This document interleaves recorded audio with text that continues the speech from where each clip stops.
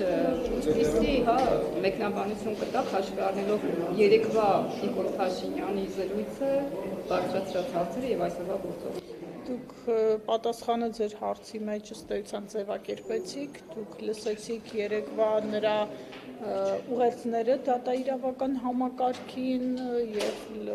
սա առաջին դեպքը չէ, երբ քաղաքական իշխանության հրահանգով իրավապահ մարմինները համապատասխան գործողություններ են սկսում։ Ես սա գնահատում եմ այդ նույն շարքից, ամեն ինչ արդեն այնքան ակներև է եւ այնքան պարզ է, որ ինքներդ ամեն ինչ տեսնում եք։ Տիկին Ղահրամանյան, երեկ ձեր ֆրակցիան ի նշան բողոքի հերթական անգամ դուրս եկավ նիստերի դահլիճից, երբ վեհափառի անունը սխալ հնչեցվեց, եւ այսօր հետ եք վերադարձել, դա նույնպես շահարկման առիթ է տալիս ՔՊԱ-ականներին, ինչով է պայմանավորված ձեր վերադարձը ու ասում են, այսպես ամեն անգամ, երբ որ հնչի այդ անունը, պիտի ամեն անգամ նույն գործողությունների դիմեք, մինչև երբ։ Գիտեք, ես չեմ մեկնաբանի այն, թե ՔՊԱ-ականները ինչ են ասում, իրենք ամեն բան կարող են ասել, բայց մեր հասարակությունը, մեր ժողովուրդը տեսնում է, թե ինչպիսին է իրականությունը եւ կարծում եմ սեփական դատողություններն ու վերլուծությունները անելու կարողություն ունի, ինչ վերաբերում է մեր վարքագծին, այո, ամենայն Հայոց կաթողիկոսին ավազանի անունով դիմելը մենք համարում ենք մեր հոգեվոր կրոնական զգացմունքները վիրավորող գործողություն եւ միտումնավոր արված գործողություն եւ երեկվա մեր պահվածքը, այսինքն դահլիճը լքելու փաստը հենց դրանով էր պայմանավորված, դա անհամաձայնություն էր այդ վարքագծին եւ դուք գիտեք, որ քաղաքական իշխանությունը հետևողականորեն ազգային ինքնության հենասյուն հանդիսացող հայ առաքելական եկեղեցու դեմ արշավ է սկսել Նիկոլ Փաշինյանի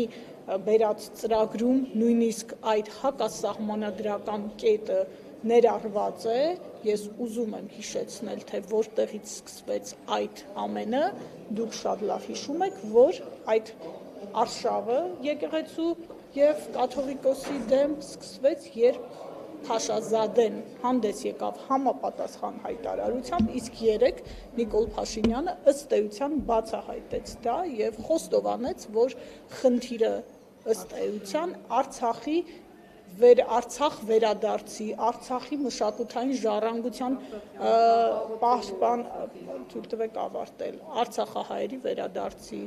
մշակութային ժառանգության պահպանության խնդիրները հայ առաքելական եկեղեցու կողմից բարձրաձայնելն է եւ դուք հիշում եք, որ այդ արշավի մեկնարկից առաջ Շվեյցարիայում ամենայն Հայոց կաթողիկոսը հանդես էր եկել հենց այդ օրակարգով, այսինքն սա էլ արձանագրենք, այնինչ տեղի է ունենում եկեղեցու շուրջ, դա եւս արտաքին օրակարգի սպասարկում է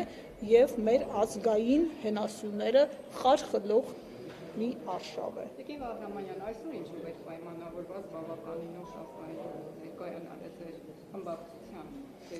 Դա խմբակցության որոշումն էր, մենք նպատակահարմար ենք գտել վերադառնալ խորհրդարան եւ մեր երեկվա քայլը, մեր երեկվա դեմարշը ամենևին չէր նշանակում, որ մենք այլևս խորհրդարան չենք վերադառնալու, մենք ինչպես նշել ենք,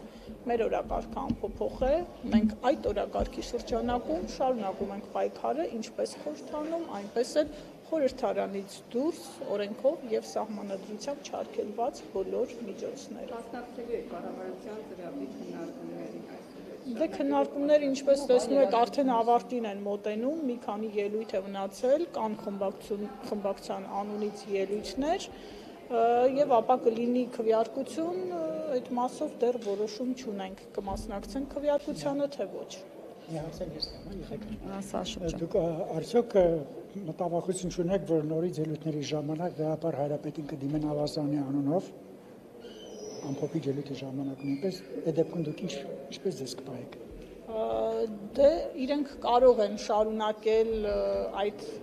սադրիչ գործողությունը, որովհետև իրենք գիտեն, որ ընդդիմադիր խմբակցությունների կողմից լինելու է համապատասխան արձագանք, ես կրկնեմ, դա ուղղակի հենց այնպես հարված չէ սեղանին, մենք տվյալ իրավիճակում գտել ենք, որ դա է անհամաձայնություն արտահայտելու միջոցը, նորից եմ կրկնում, ավազանի անունով վեհապար Հայրապետին դիմելը վիրավորում է տասնյակ հազարավոր, 100 հազարավոր հայ քրիստոնյաների հոգևոր զգացմունքները։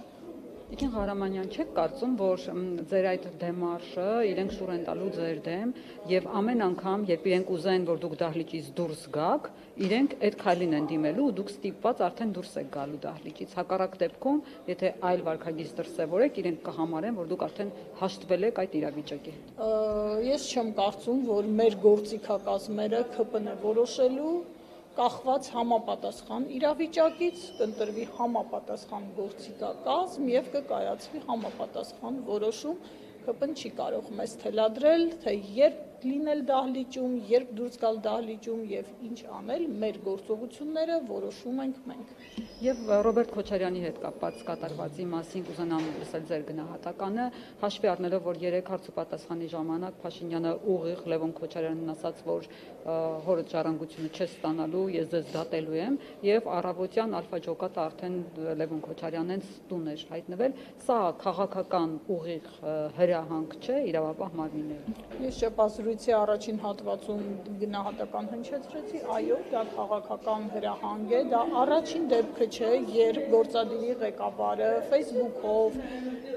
շփազրույցում, հայտարարություններով եւ այլ տարբերակներով ուղիղ ցույցում է տալիս իրավապահ մարմիններին, արդեն 8 տարի է Հայաստանում ցավոք դատաիրավական համակարգը գործիք է դարձել գործող իշխանության ձեռքին եւ այդպես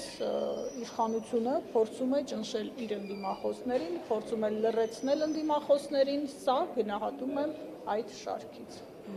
Հիմա դուք վերադառնալու եք նիստերի դահլիճ եւ շարունակելու եք ձեր գործունեությունը, ասես ոչինչ չի եղել, թե այլ գործողություններ հետևելու։ Այս պահին մենք խորհրդանում ենք, հիմա ընդմիջման ժամ է, մենք կքննարկենք եւ կկայացնենք համապատասխան որոշում։ Շնորհակալ եմ։